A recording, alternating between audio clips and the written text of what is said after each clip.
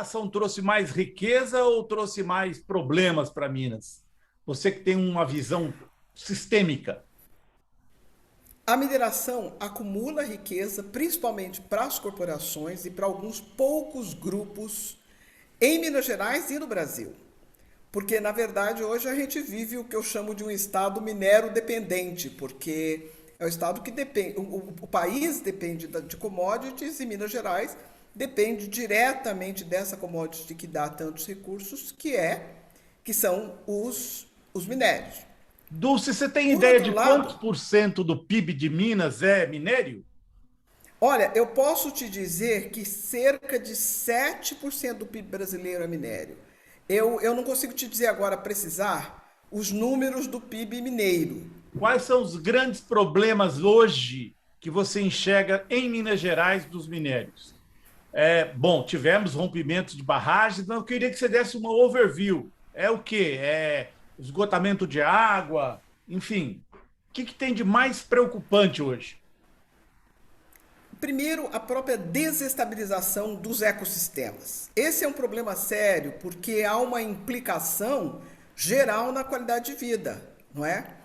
A concentração de renda e de recursos em alguns grupos que controlam a mineração, seja as grandes corporações ou os grupos que sobrevivem não só diretamente do que traz a exploração de minérios, mas também os grupos que são conduzidos por essas corporações. Hoje a gente tem o processo político é totalmente condicionado pelos interesses das grandes corporações, pelos interesses das mineradoras, menos da área siderúrgica, mas também, não é?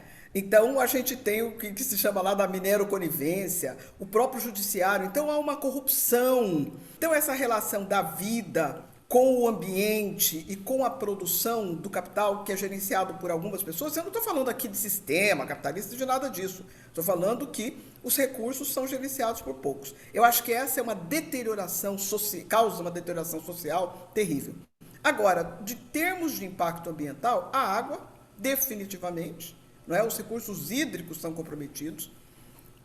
Os recursos hídricos são comprometidos, Azenha, não só por causa da forma como se faz a mineração, mas também por aquilo que acontece onde você tem rejeito de mineração e o esgotamento, o esgoto. Esses ambientes são ambientes onde se proliferam vários vírus, por exemplo, adenovírus e outros. Então, você, além da questão geral da contaminação da água, da falta de água, do uso da água, especificamente nessas atividades, e por isso a falta de água para as comunidades, Ouro Preto, esses dias, passou um tempo enorme, praticamente em várias regiões, sem água.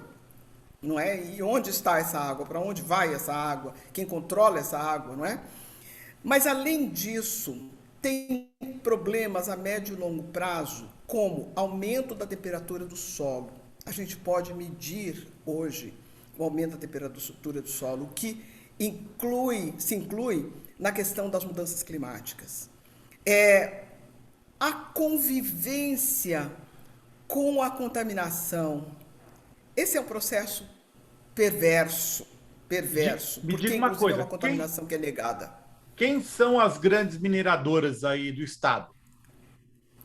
Olha, sobretudo a Vale do Rio Doce e, obviamente esse conjunto, Vale, Samarco, BHP, tem um peso enorme, não é? Tem um peso enorme em Minas Gerais. Agora, além delas, todas as empresas da cadeia acabam operando da mesma forma. Esse é um problema. Há uma referência, isso vai piorar, inclusive, com alguns sistemas que estão sendo planejados aí de governança por parte das grandes corporações. Então, essas empresas orbitam, tanto do ponto de vista das práticas ambientais, como do condicionamento até mesmo das instâncias do judiciário. Então, você vê uma cadeia que acaba se comportando da mesma forma. Então, contaminação de rios, contaminação de água, forçar deslocamento de comunidades, não reparar as comunidades por aqui, pelos danos causados, não apoiar o sistema de pesquisa que seja honestamente pesquisa, porque essa é uma outra questão séria, não é? Se há um processo, as universidades, eu venho de uma universidade que é muito financiada por setores da mineração.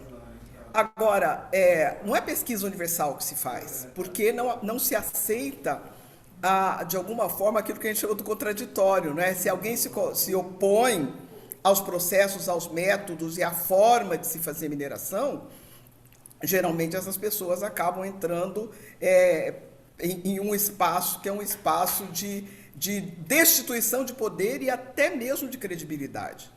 Então, você diria que sabe, é uma cultura. Os rejeitos mais perigosos, onde eles estão hoje em Minas Gerais? Olha, os rejeitos mais perigosos, na verdade, eles estão em vários locais, porque o perigo é um perigo que, além de você ter o perigo das contaminações, você tem o perigo do que significam as pilhas de rejeito.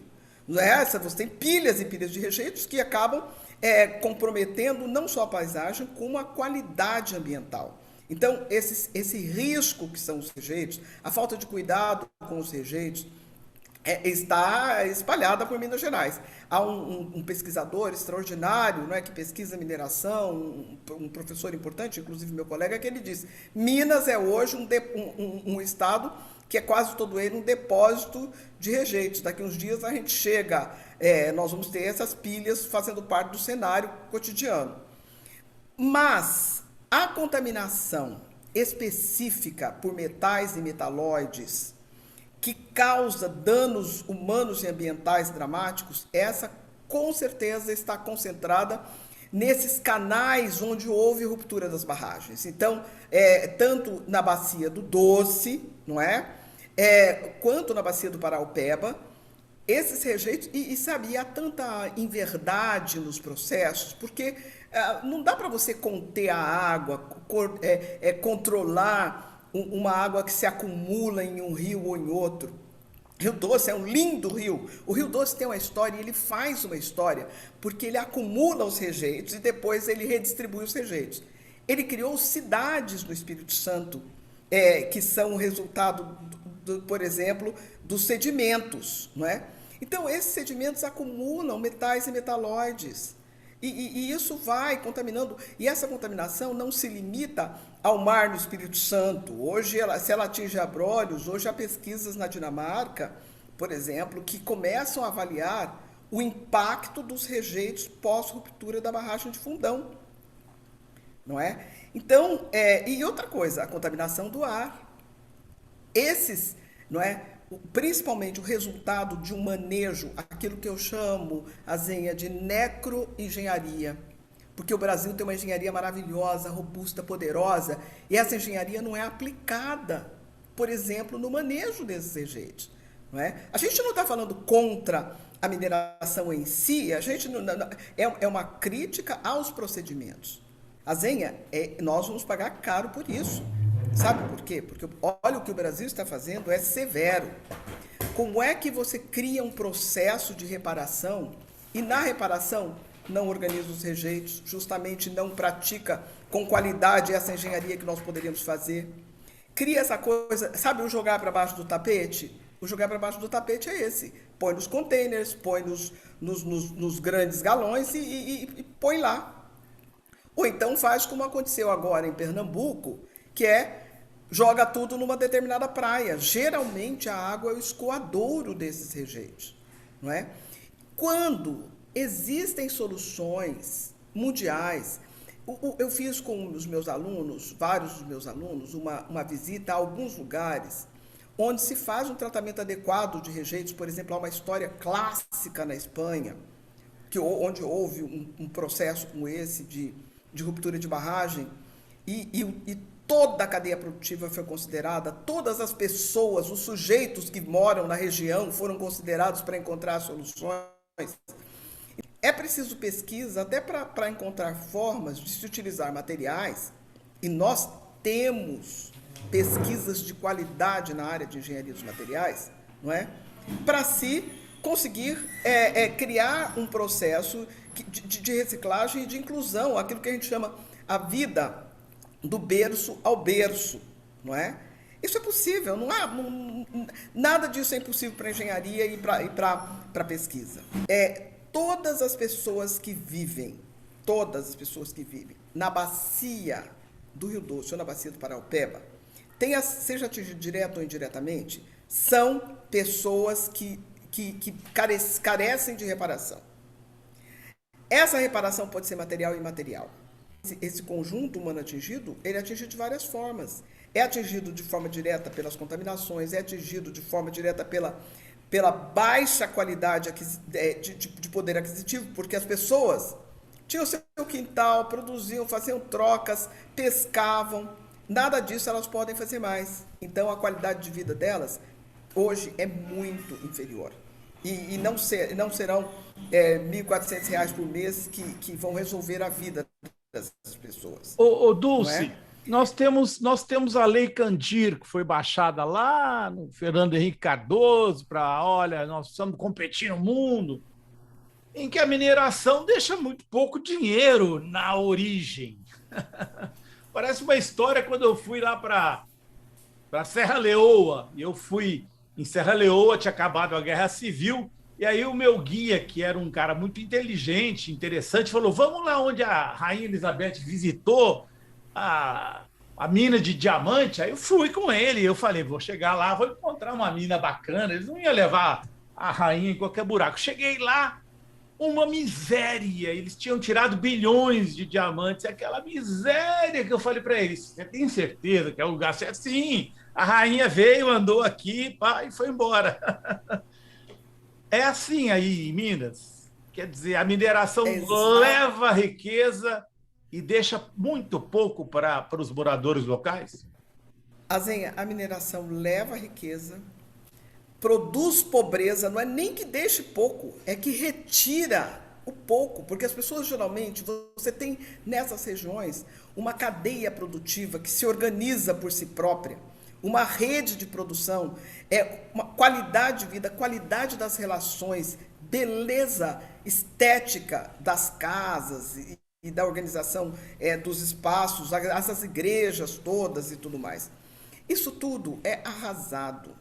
Para você imaginar, nessa linda cidade de Ouro Preto, por exemplo, há uma proposta de mineração sem limites, em uma das regiões desse lugar que é patrimônio histórico.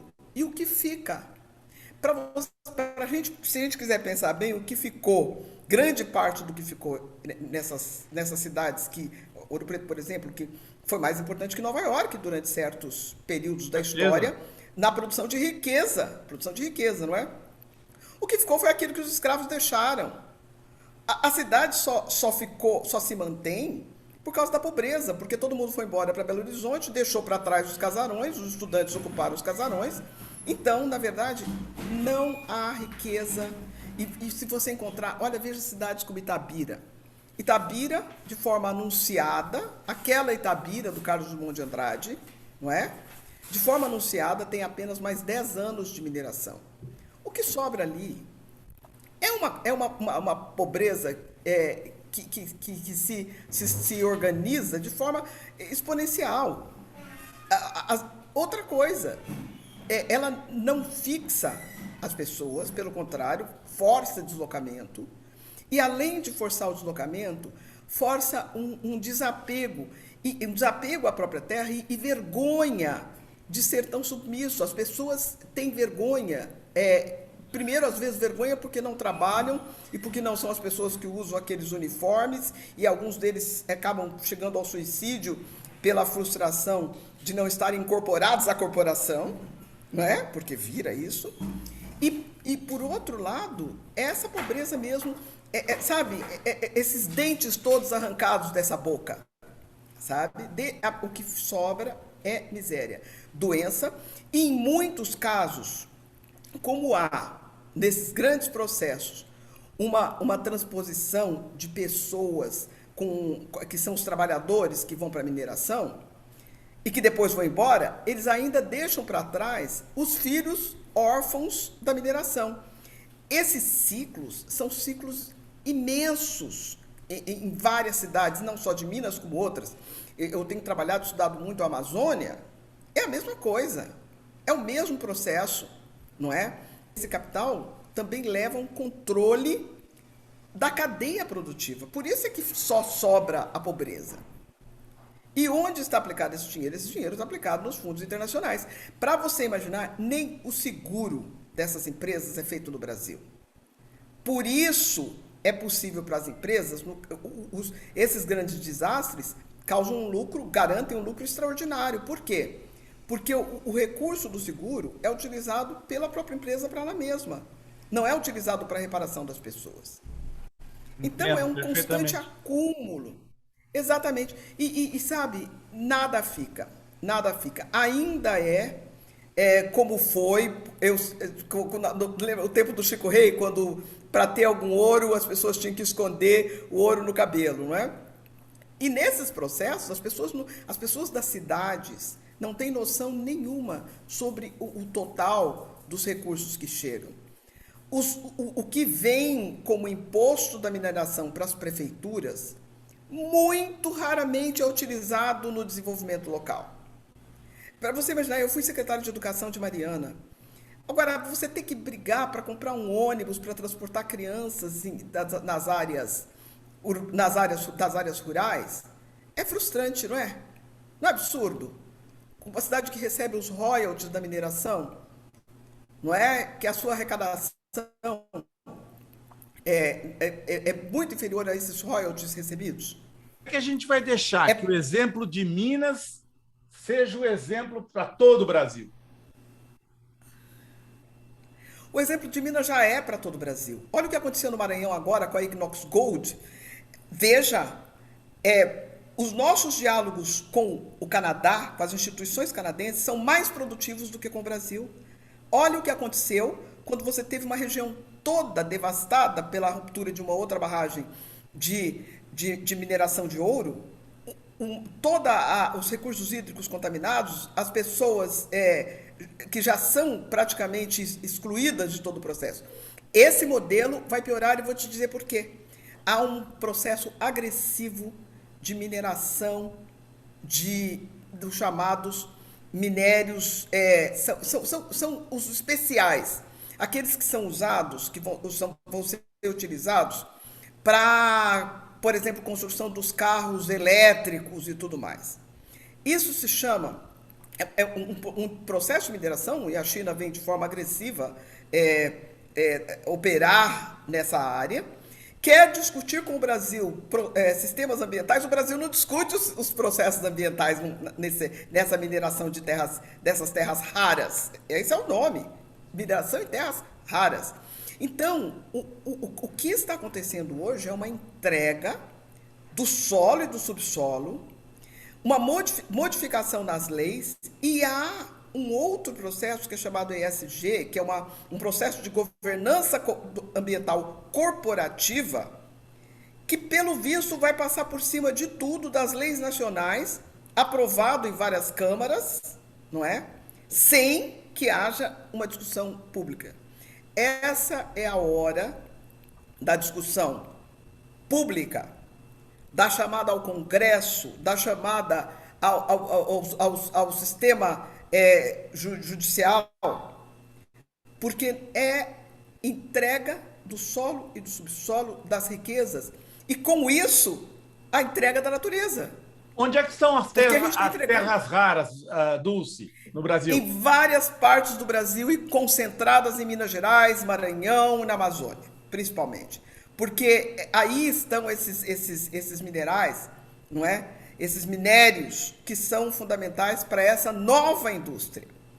Que nem o nióbio aí de Minas, que o Aécio assinou. O Aécio meteu um chamego ali e sem consultar a Assembleia Legislativa, mais 30 anos o nióbio. Exatamente, sem consultar. E como é que se admite? Até porque grande parte desses atos são inconstitucionais. Agora, e quando se cria a legalidade para que assim seja?